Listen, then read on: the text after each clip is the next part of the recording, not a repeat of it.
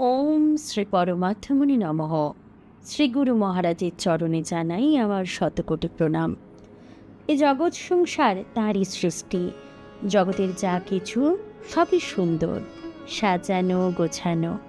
জল, মাটি, বায়ু, বন, পাহাড় সবই যেন প্রকৃতির রং তুলিতে আঁকা। গুরুজি এই কবিতাটিতে তা সুন্দর করে বর্ণনা করেছেন। শুরু করছি পরমহংস জ্ঞানানন্দ মহারাজ রচিত গিরি নির্ঝর কাব্যগ্রন্থের অন্তর্গত প্রথম খণ্ডের দীর্ঘই বিভাগের ১৩তম কবিতা ঈশ্বর তোমার সাজানো গোছানো। ঈশ্বর তোমার সাজানো গোছানো বিশ্বের দরবার, ধরার ওপরে ঘাসের বিছানা, কত না চমৎকার, কত না প্রকার সবুজ হতে পারে বদলানো বারে বারে।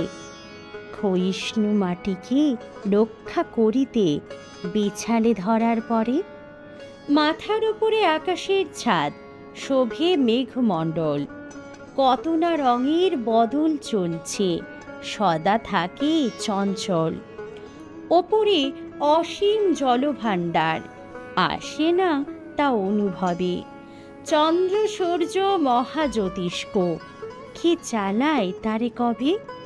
রাতের বেলায় কালো চাদুরিতে হীরামতি বুটিদার, জল জল করে তাহারা সকলে প্রিয়তর উপহার। নদী নালা সব ধরার এহার, পাহাড় পাঁচিল দেওয়া, তরুবর সব পর উপকারে, তাহাতে কেবল ছায়া।